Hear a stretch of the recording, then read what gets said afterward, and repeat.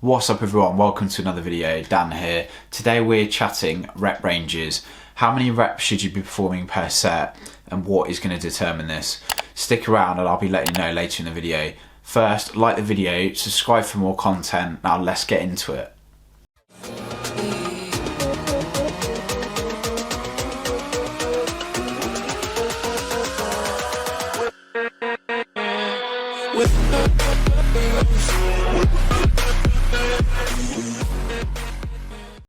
So one of the main factors that's going to determine how many reps you should be performing is going to be your goals and what are your training goals. So ultimately you need to decide that. So first of all, if your goal is strength, if you want to build strength on the compound lift, squat, bench, deadlift, rows, etc., these big type of movements, overhead press, to build strength on these compound lifts, and if your priority is that powerlifting style of thing, then you need to be in the 1 to 5 rep range the majority of the time. That should be your priority. So reps 1 to 5, the weight's going to be very high intensity, so the weight's going to be generally over 85% of your 1 rep max amount for those lifts, and you're generally going to rest for between 3 to 5 minutes per set. So that's if your goal is strength. If your goal is hypertrophy, so mainly increase in muscle size and things like fat loss as well that tie into body recomposition, where you're gaining some muscle and losing fat, which I would say a lot of people looking to get fit fall within this category, then your rep range generally should be between 6 to 12 reps.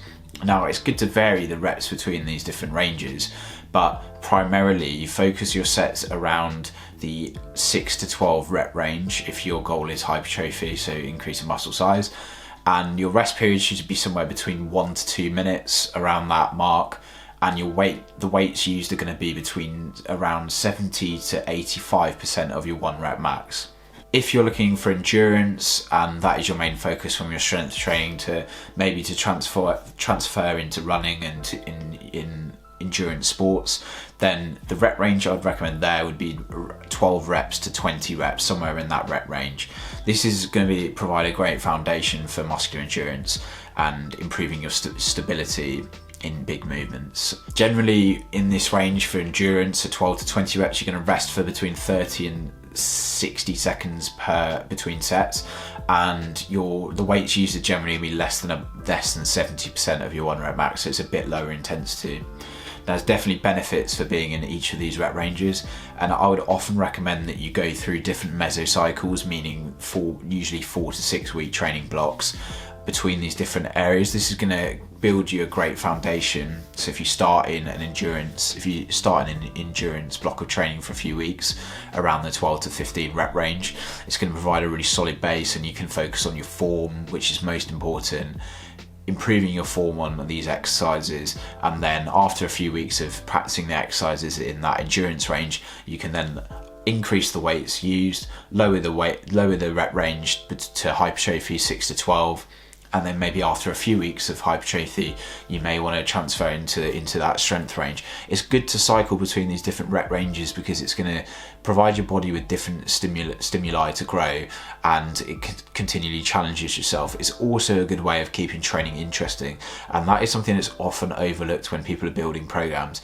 You need to be doing a program and following a workout routine that you actually enjoy. You're far more likely to adhere to it in the long term and to make that progress. So training intensity is something that people often overlook in favour of just counting reps. So make sure that whatever rep range you do pick, you are challenging your body.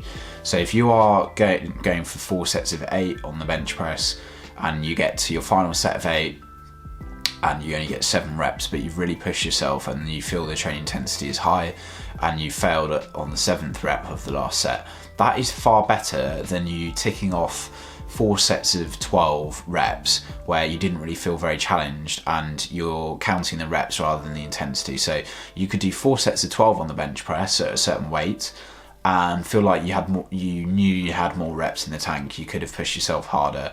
There's no point stopping at 12 reps because you're aiming for it.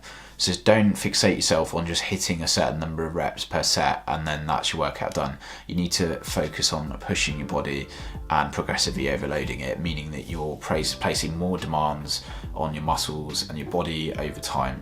So gradually progressing either the weight that you're using for the same number of reps, increasing the number of reps you're doing, increasing the number of sets you're doing, slowing down the tempo of the reps, making it slow to increase time under tension, all of these, implementing pause reps, things like that. All of these things are going to help you to progressively overload your body, to make the increased demands on your body that is going to lead your body to grow and to increase muscle mass and to improve your strength gains.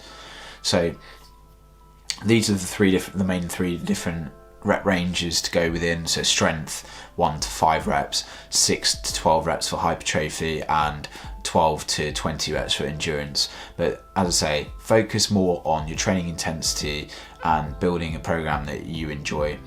If you do need help in building a structured training program, I offer online coaching services, training plans, meal plans, things like that. If you are interested, there's a link in the description to my website, and I would advise you to follow some sort of structured training program rather than winging your training. Make sure you are tracking it over time and that you are improving over time on your lifts. Now, it's important to note that some exercises it's not really practical to do 1 to 5 reps for, and some exercises are probably better suited for the higher rep range, so always bear that in mind. For example, exercises that are promoting shoulder stability, for example, a face pull that I'll cover in a later video. A face pull is a movement to help develop your rotator cuff muscles at the back of your shoulder and your rear deltoids. Now, this is going to be more beneficial for preventing shoulder impingement, shoulder issues over time, and improving people's posture. Now, it's not very practical to load up the weight and do 1 to 5 reps on this sort of exercise because it's more for stability. So I would recommend a higher rep range for these sort of exercises that are corrective exercises, so we call them, for helping promote good posture. So that generally for these types of exercises, I would perform 12 to 15 reps for smaller isolation movements. At the same time, if you do a bench press or a squat or something like that, it's probably not very beneficial to do 25 reps in a set, because it suggests that the weight that you're using is not challenging enough to place the demands on your body for it to grow over time.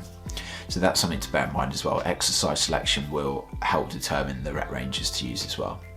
I really hope you enjoyed the video and you found some use to this. Let me know your thoughts in the comments, like the video, subscribe for more content. I'll catch you guys on the next one. See you later, bye.